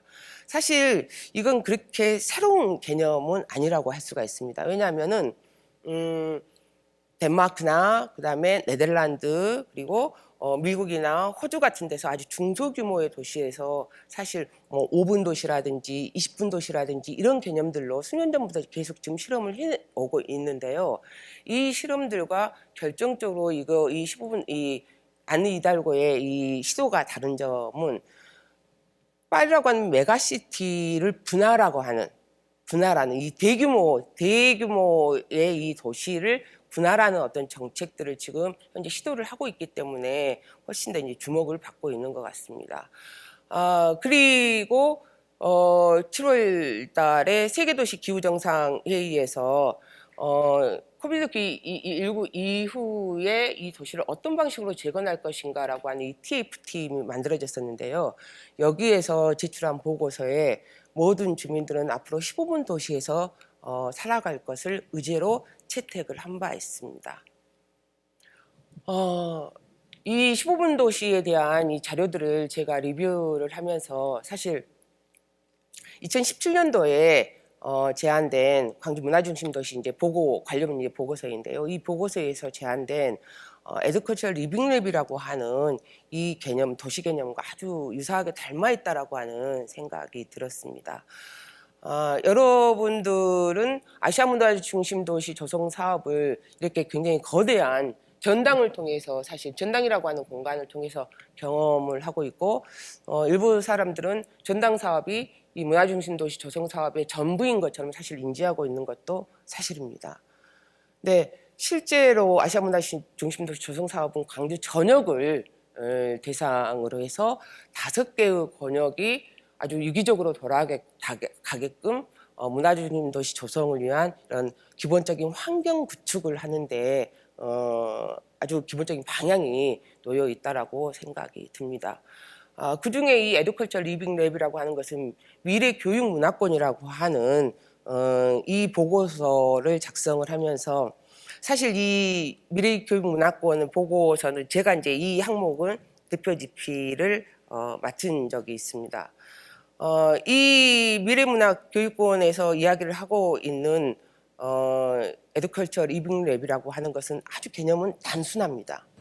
15분 도시라고 하는 것이 일반적으로 생태, 에너지, 무탄소라고 하는 것에 초점이 맞춰져 있다고 한다면 사실 이것은 파리뿐만 아니라 전 세계적으로 대규모 도시들이 다 대부분 이게 실천을 해야 될 어떤 하나의 전형으로 모델로 저희들한테 제시가 되죠. 네, 한국 사회 같은 경우는 이 생태 문제를 넘어서서 아주 근본적인 한국 사회를 지금 현재 문제로 몰아넣고 있는 아주 근본적인 이런 난제들의 핵심에는 뭐 여러 가지 것들이 있겠지만은 그 중에는 하나가 교육이 될 겁니다. 바로 이제 이런 교육 혁신을 하지 않고서는 이제 근본적으로 사실 전반적으로 우리의 삶을 바꾸는 것이 단기적으로는 불가능하다라고 하는 판단, 배움과 삶이 분리되어 있는 이런 현실들, 뭐 이런 것에 대한 이런 비판적인 사고에서 에듀컬처 리빙 랩이라고 하는 것이 고안이 됐었습니다. 그래서 일상 실험실로서의 새로운 유형의 도시를 한번 만들어 보자라고 하는 것이 당시의 생각이었었습니다. 여러 가지 어떤 요소들로 구성되어 있지만은 핵심은 비전화 공방이라고 하는 형식을 통해서 만들어진 바로 에너지, 저탄소에 관련된 문제입니다. 이 기본 개념을 가지고 에듀타운이라고 하는 소규모 도시를 한번 우리가 만들어 보자라고 하는 것. 그리고 다른 한편에서는 기존의 입시 중심의 교육 과정에서 탈피해서 전혀 새로운 어떤 교육 과정을 통해서 아이들을 성장시켜보자라고 하는 이 두 가지 축을 가지고 구상된 것이 바로 이 에듀컬처 리빙 랩이라고 할 수가 있습니다. 다른 건 다 차치하고 에듀컬처 리빙 랩의 핵심 개념을 설명드릴 수 있는 문장들 그대로 제가 읽어보겠습니다. 미래문화교육권을 구상할 당시 우리는 하나의 마을형 도시를 상상했었다. 단순하게 교육 혁신에 그치는 것이 아니라 그 배움의 원리가 일상 안에서 작동되고 사람들이 모일 수 있는 광장과 아이들이 편안하게 오갈 수 있는 거리, 아이들이 공동체에 의해서 보호받고 다양한 세대들의 일상적 교류가 일어나는 곳, 저에너지와 무탄소에 대한 일상적 고민이 학교와 집과 마을에서 이루어지고 그 해법을 같이 찾아내는 곳, 자신의 삶터와 일터가 일치되는 장소로서의 이 마을, 그래서 아이들이 지역을 떠나지 않고도 자신의 미래적 삶을 안정적으로 설계할 수 있는 그런 도시. 이런 도시 이 실험을 통해서 이게 성공을 하면 사실 이와 유사한 경험을 갖고 있는 압축적 근대를 살았었던 아시아의 어떤 견본 도시로서의 어떤 모델들을 제안을 할 수 있겠다라고 하는 이제 그런 판단이 있었던 거죠. 그런데 사실 저희들이 작성했었던 보고서의 맥락은 이제 다 사라지고 전번에 조성사업 이 종합계획서를 보니까 사업의 꼭지로만 남아 있더라고요. 아주 사실 이런 맥락에 대한 이런 복구가 사실 좀 필요한 시점이라고 생각이 듭니다. 지금 현재 도시 분야 전문가들에게 가장 큰 지금 현재 화두로 떠오르고 있는 것은 글로벌 투 로컬입니다. 어떻든 대규모 이 도시의 이 구조들을 더 작은 도시로 계속해서 세분화하자라고 하는 것입니다.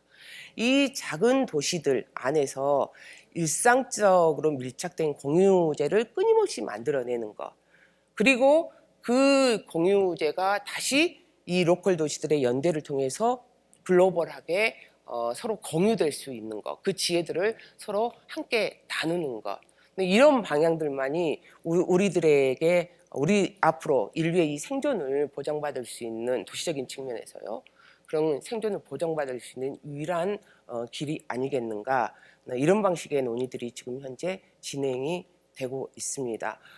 제가 소개해드린 15분 도시나 에듀컬처 리빙랩이나 바로 이런 문제의식에 걸려 있는 것이라고 보시면 될 것 같습니다. 그런데 제가 오늘 이 짧은 시간에 발표를 하면서 미래라고 하는 언어를 계속해서 사용을 했는데요. 사실 이 미래라고 하는 단어를 우리가 얼마만큼 쓸 수 있을지, 이 언어를 사용하는 것조차도 어쩌면 사치일 수 있겠다는 생각이 요새는 듭니다. 아까 이 기후 재난이라고 하는 말이 나왔었는데요. 사실 과학자들 같은 경우는 저희들에게 남은 시한을 현재 7년으로 두고 있습니다. 이 7년 안에 획기적인 변화가 일어나지 않으면은 20, 30년대, 저희 자식 세대이죠. 20, 30년 이내에 우리가 상상하지도 못할 가공할 이 기후 재난에 아마 직면을 하게 될 것이다라고 저희들에게 경고를 하고 있습니다. 우리의 이 삶의 지금 변화가 아주 전면적이고 그리고 아주 급진적으로 일어나야 될 시간이 된 것 같습니다. 이것으로 저의 말씀을 마치겠습니다. 감사합니다. 네, 그 세 분의 주제 세션 들어봤습니다. 이제 12시 반까지 저희가 시간을 쓸 수 있는데요. 한 30여 분, 35분 정도의 그 주제 세션에 못다한 이야기들을 같이 함께 나누는 시간 갖도록 하겠고요. 또 유튜브를 통해서 또 SNS를 통해서 시청하고 계시는 분들께서 궁금한 사항들을 지금 아마 실시간으로 댓글을 달아주시는 것 같습니다. 그 부분도 좀 기회를 주시면은 제가 또 우리 세 분 발제자분들에게 또 질문 드리도록 하겠습니다. 세 분의 의견이 상당히 흥미로웠는데요. 개인적으로 아마 홍기빈 선생님은 아마 정치경제학적 관점에서 말씀하셨던 것 같고요. 그다음에 김재현 선생님은 이제 미학과 철학의 관점에서, 특히 생태 철학적 관점에서 말씀하신 것 같고요. 또 정경훈 선생님은 또 문화연구적 관점에서 얘기하시는 것 같습니다. 제가 그 세 분들한테 각각 두세 개의 질문을 드리겠는데요. 먼저 홍기빈 수장님한테 먼저 간단한 질문 먼저 드리도록 하겠습니다. 선생님께서 발제하셨을 때 그 대공황 얘기하시면서 지금 팬데믹 시대가 대공황보다 훨씬 더 불확실한 사회다라고 말씀하셨는데, 어떤 점에서 그렇게 생각하고 계시는지, 또 그 불확실한 그 상황에서 과연 어떤 것들이 가장 결정적인 요인이 되었는지, 예를 들면 경제의 문제인지, 이게 정치의 문제인지, 문화의 문제인지, 이런 것들을 좀 먼저 좀 간단하게 답변 부탁드리도록 하겠습니다. 예.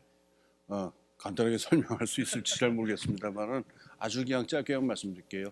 양쪽의 공통점은 제가 제출한 글에 있지만은 불확실성 문제는 같습니다. 그러니까 한 번도 닥쳐보지 않았기 때문에 시스템 전체가 이걸 어떻게 다뤄야 되는지에 대한 매뉴얼이 없다는 점은 30년대랑 지금이랑 공통점인데, 지금이 훨씬 더 문제가 크다라고 생각이 되는 거는 30년대 대공황 같은 경우에 문제의 시작이 금융시장, 금융자산시장에서 29년에 그 뉴욕시장에서 이게 시작이 돼서 이렇게 불이, 그 다음에 산업으로 옮겨붙고 노동시장으로 옮겨붙고 사회적 위기, 정치적 위기, 국제적 위기 이런 순서로 이런 선형적인 구조로 이렇게 위기가 갔는데 지금 코로나는 금융시장만 건드리는 것도 아니고 노동시장만 건드리는 것도 아니고 지금 동시다발적으로 여러 군데를 한꺼번에 건드리거든요.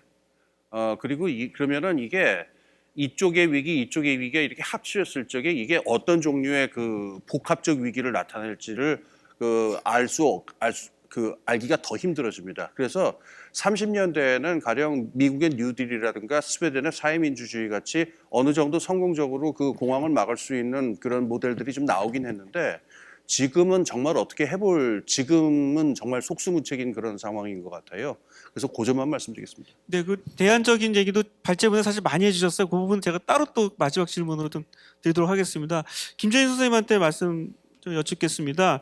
선생님께서는 그 3대 위기로 그 기후 위기하고 감염병 대유행을 드셨어요. 근데 그거는 저도 좀 충분히 공감할 수 있는 내용인데 세 번째로 인공지능을 이제 그 위기로 드셨는데 보통 인공지능 하면 좀 가능성 같은 것들 주로 많이 얘기하는 편인데 선생님께서는 어떤 근거로 이걸 위기로 보셨는지 잠깐 발제 때도 잠깐 설명하신 것 같긴 한데요.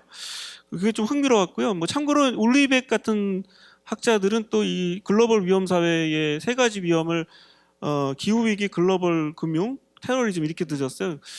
기후 위기는 딱 맞아떨어지는데 두 가지는 좀 다르게 진단하셨는데 특히 그 인공지능이 어떤 점에서 위기라고 보시는지 그 얘기를 좀 자세히 해주셨으면 좋겠습니다. 예. 예전에는 테러리즘이 한마디로 이렇게 폭탄 들고 어디 뭐 가서 자살 테러하고 이런 방식으로 이루어졌다면 지금은 굳이 비행기가 그 쌍둥이 빌딩에 부딪힐 필요가 없습니다.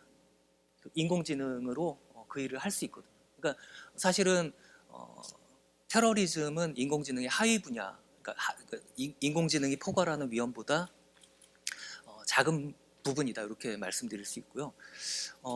하나 사례를 들면 자율주행차 같은 경우에 이제 얼만큼 전면적으로 실행될지는 우리가 알 수 없지만 최소한 그 주행 장치를 뭐 해킹한다든지 뭐 이런 상황이 됐을 때 빚어질 수 있는 위험은 굉장히 큽니다. 또한 탑승자마다 이제 자기 신원 증명을 보통 할 수밖에 없는 상황인데요. 사람마다 가령 전체주의 사회라면 등급을 매깁니다. 그래서 최고 등급 사람에게는 갈 수 있는 지역을 굉장히 넓게 제공하는 반면에 뭔가 사상적으로 불순하다 이런 사람들의 경우에는 굉장히 좁힐 수가 있어요.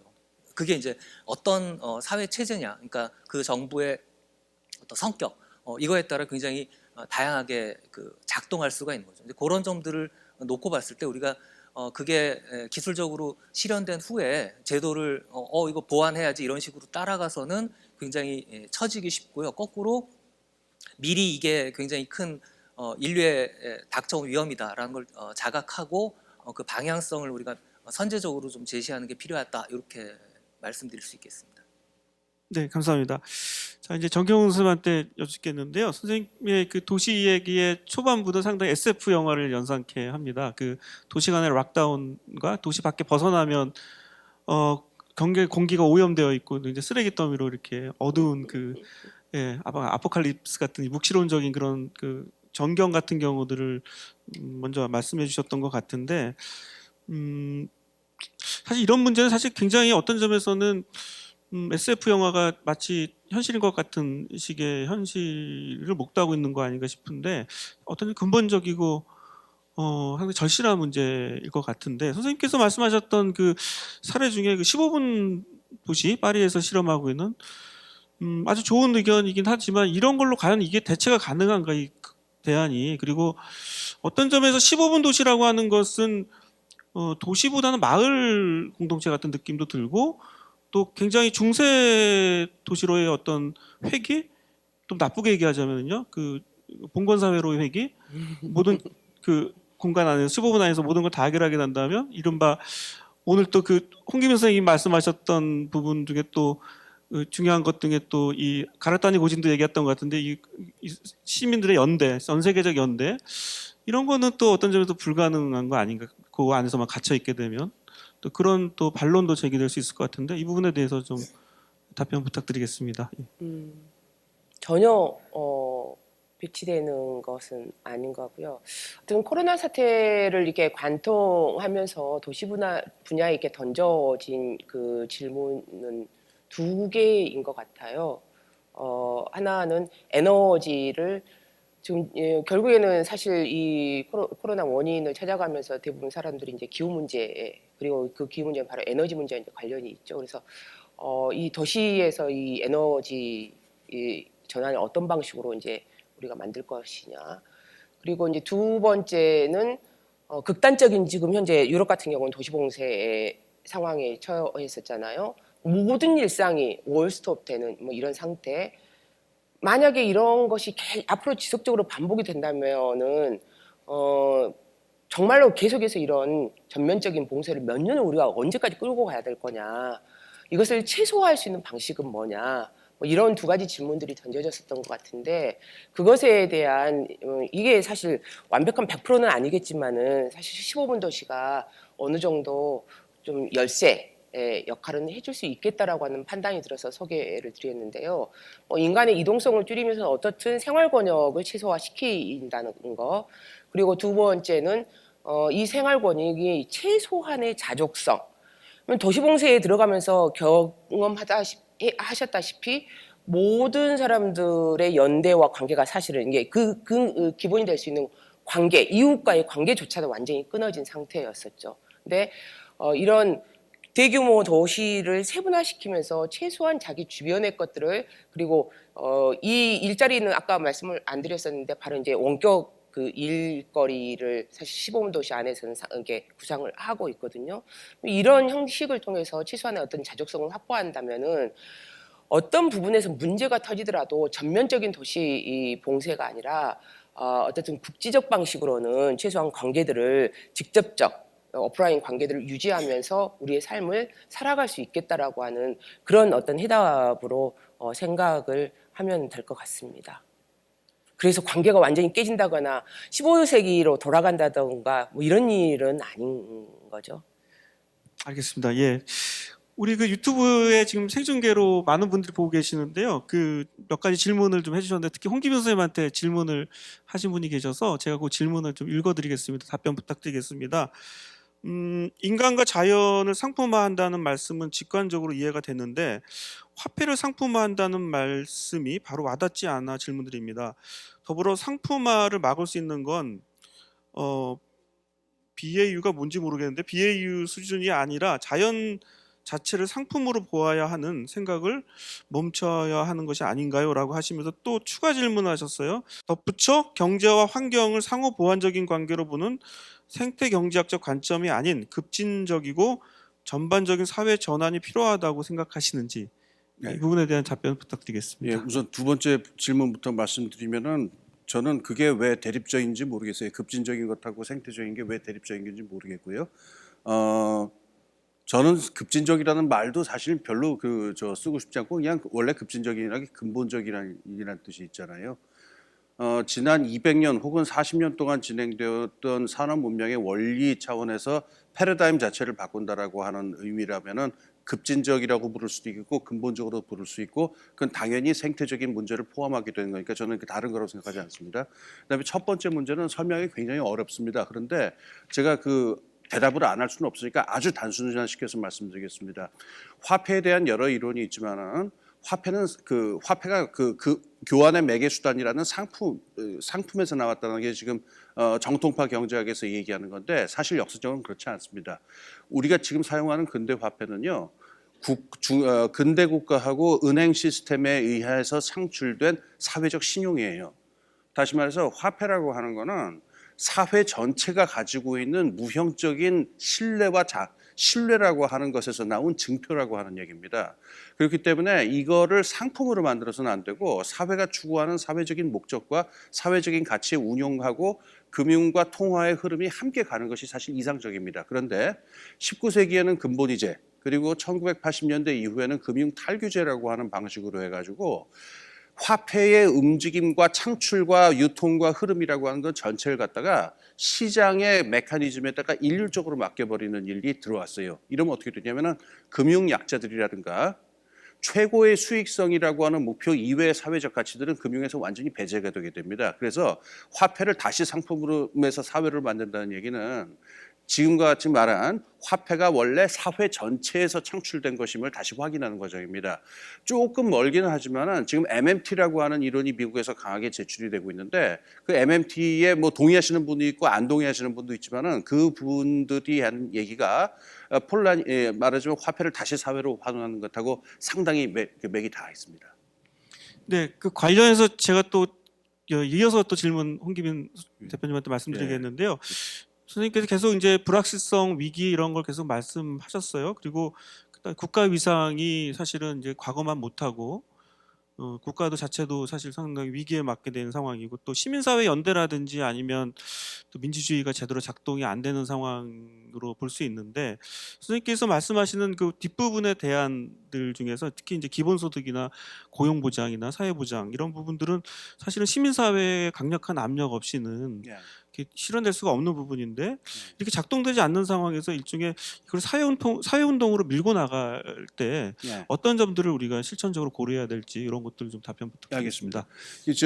이 정책 내용에 대해서 설명할 시간은 없으니까 그건 다 빼겠습니다. 근데 기본소득이 됐든 참여소득이 됐든 고용보장제가 됐든 두 가지가 다 필요하죠. 그러니까 현실로 실천 가능한 플랜을 내야지 그냥 이상적인 걸 막 낼 상황은 아닙니다. 그것도 분명히 있는데 제가 강조하고 싶은 건 하나 있어요.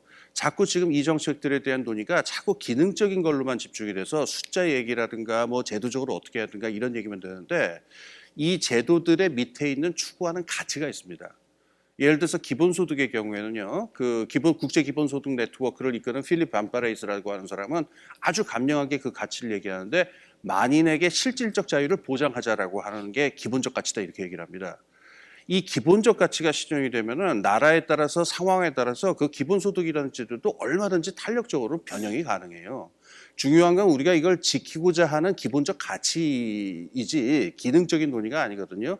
그리고 시민사회가 연대하고 힘을 낼 수 있는 기초도 그런 기술 전문적인 기능적인 논의보다도 이 근본적 가치에 대한 합의 이게 있다는 걸 잊지 말아야 되고 그다음에 근본적 가치를 그냥 무대뽀로 밀고 나가면은 이건 그냥 근본주의가 돼버리잖아요. 그러지 말고 근본적 가치를 정확하게 준 상황에서 지금 현실에서 당장 가능한 것이 어떤 것인가부터 차근차근 나가는 실용주의가 그 위에 결합이 돼야 할 것이라고 생각합니다.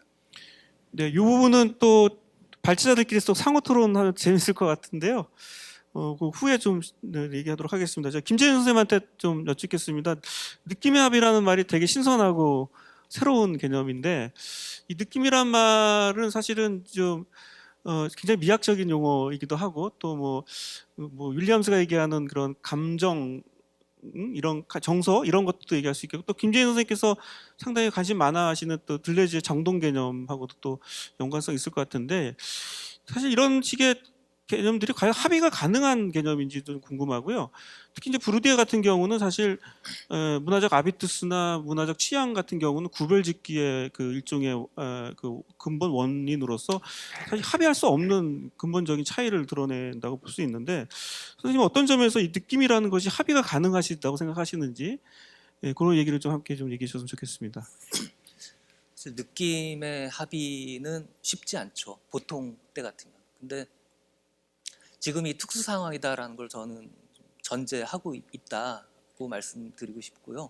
그러니까 이 느낌은 좀 더 원초적인 것 같아요. 그러니까 브루디에가 말하는 뭐 취향 자본 이런 것들은 제도적인 측면이 강하다면, 그러니까 뭐 교육이라든지 그가 속해 있는 어떤 계급이라든지 이런 것들의 산물이라면 제가 지금 강조하고 싶은 느낌은 좀 더 원초적이고 몸에 와닿는 그런 종류의 느낌. 그러니까 코로나19가 우리한테 야기한 어떤 공포, 불안, 그 밖에 이 정서적인 어떤 그 우리의 반응 이런 것들하고 관련이 된다.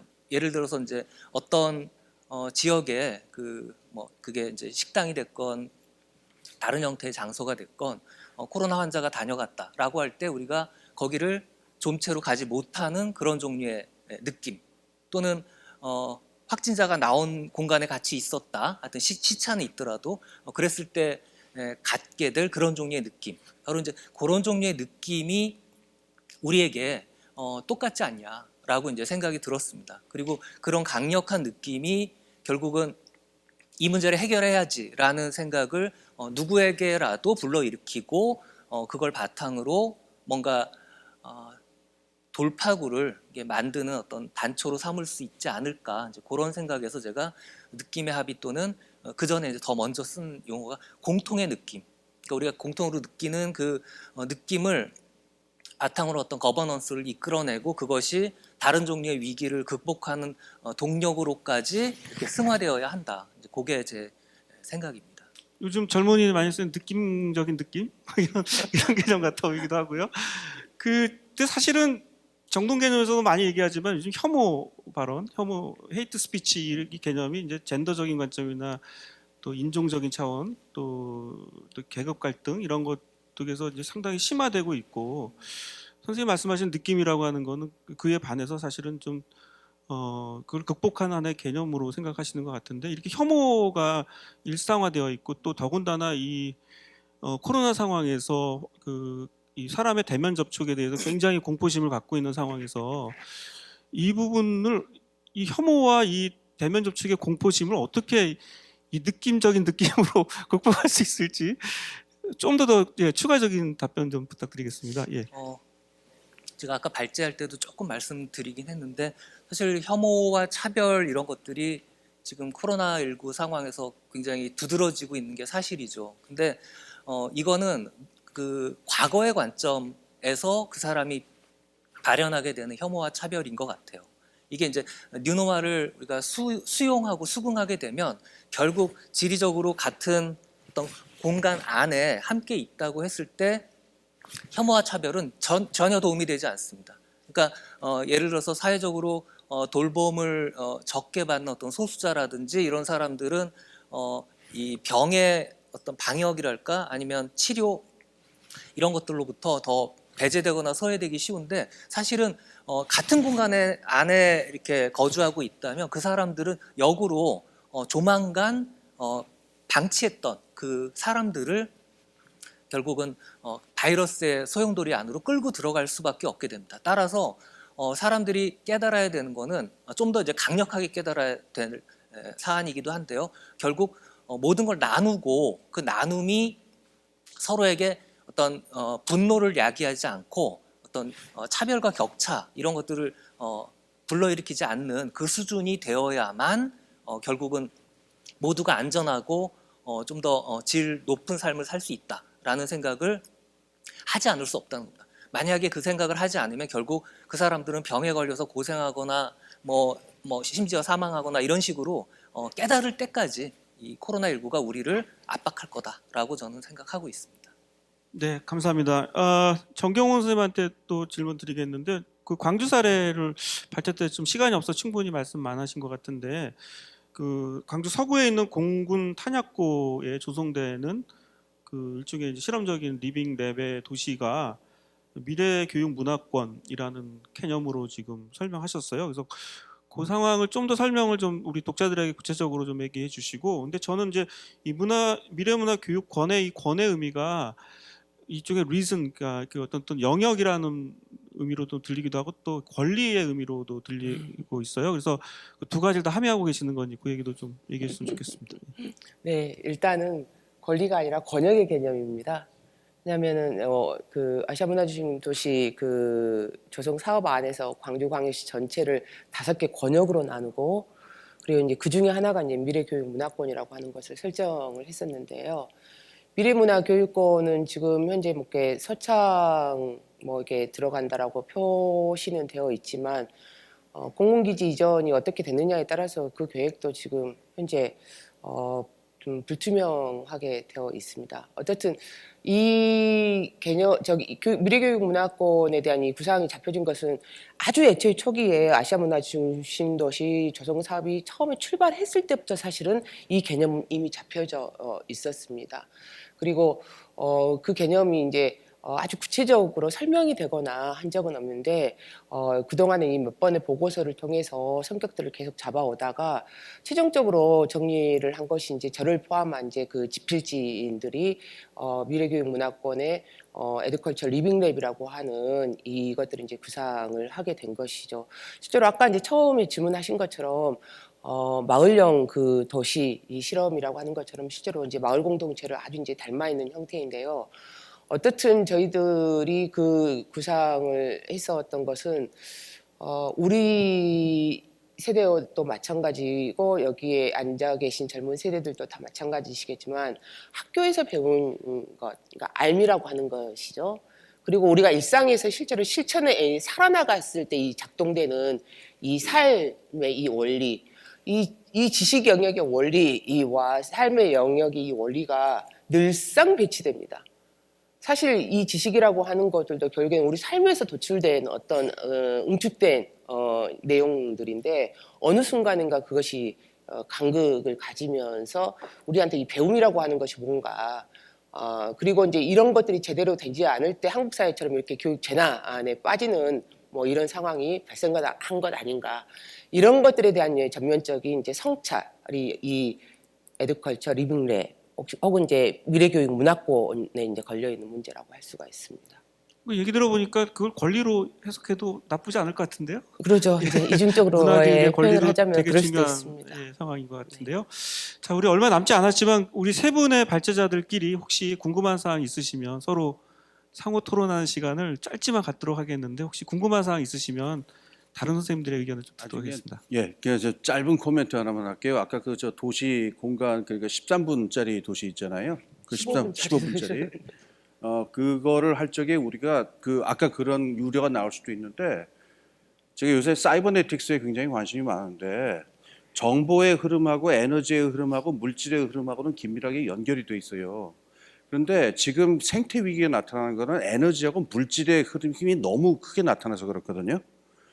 그래서 이거를 줄이는 방법이 뭐냐라고 하는 건데 이를테면 미셸 바우엔스 같은 사람들은 뭘 제안하냐면은 무형적인 것, 정보의 흐름을 보편적으로 글로벌하게 만들면은 에너지와 물질의 흐름을 최소한으로 고칠 수 있다. 그래서 그 생산에서 그 경제학 용어로 얘기하자면 무형 자산을 글로벌하게 만들면은 유형 자산은 최대한 좁게 만들어서 생태 파괴를 줄일 수 있다라는 얘기했는데 이런 아이디어를 결합시키면은 15분 도시가 억압적이거나 그런 중세적인 걸로 가는 건 전혀 아닐 겁니다. 예. 실제로 지금 몇 수년 전부터 유럽 같은 경우는 소규모 공방을 중심으로 해서 글로벌 지금 현재 연대가 이루어지고 있는 이런 사례들도 있습니다. 네, 그런 방식의 어떤 것들이 사실 이 도시 안에서는 작동이 될 수가 있는 것이죠. 네, 혹시 김재현 교수님 마지막 혹시 뭐 더 덧붙일 말씀 있으실까요? 저도 도시가 중요하다고 생각하는데 이게 이제 난점이 굉장히 많은 것 같아요. 그러니까 있는 인구를 어떻게 뭐 이렇게 몰아내느냐. 예를 들면 이게 파리 같은 경우 그 사이즈도 작고, 그러니까 이 뭐죠? 그 면적도 작고 거주하는 인구도 얼마 안 됩니다. 제가 좀 조사를 해봤더니 결국 종로와 중구를 중심으로 한 서울의 구들 그 정도, 그러니까 끝이 이제 동대문에서 서대문 정도 사이거든요. 그 정도 면적이 파리하고 이제 닮아 있더라고요. 인구도 그렇고. 만약에 이제 그 정도라면 사실은 걸어서 다닐 수 있다고 생각합니다. 근데 문제는 이제 서울이라는 게 그보다 훨씬 크고 이런 상황에서 과연 이게 실제로 가능할지 그런 게 굉장히 의문이 들더라고요. 그 15분 도시는 지금 말씀하신 것은 파리의 그야말로 시티 중심의 아주 좁은 영역이고요. 실제로 이제 파리 그 외곽 지역까지 전체를 포괄하는 지금 현재 이 계획으로 있어요. 그래서 이제 20개 이상의 어떤 구역으로 지금 쪼갠다는 그런 계획입니다. 네, 우리 같이 회사 저도 학교 통근을 차로 1시간 걸리는데 이렇게 차로 1시간 반, 1시간씩 가는 이 서울의 도시 환경으로 봤을 때는 미래의 전환 도시로서는 뭐 상당히 의미가 있는 실험인 것 같습니다. 사실 오늘 문명의 전환 차원에서 문화적인 얘기들을 좀 더 하고 싶지만 이제 오늘 주제 세션은 이제 이걸로 마쳐야 될 것 같고요. 혹시 나중에 그 종합 토론의 기회가 된다면 문명의 전환의 문제나 또 문화적 도시 전환의 문제들 이런 문제들도 같이 논의했으면 좋겠습니다. 오늘 그 주제 세션에 아주 귀한 발제와 또 좋은 답변해 주신 세 분께 감사드리고요. 1시 반부터 이제 본격적으로 새 세션이 시작이 됩니다. 한 1시간 10분 정도 휴식을 갖고 다시 또 들어와 주셨으면 좋겠고요. 본격적으로 오후 세션 1시 반부터 시작합니다. 여러분들 점심 맛있게 드시고 또 1시 반에 뵙도록 하겠습니다. 이것으로 오전 기조 강연과 그리고 또 주제 세션을 마치도록 하겠습니다. 함께 해주셔서 감사드립니다. 고맙습니다.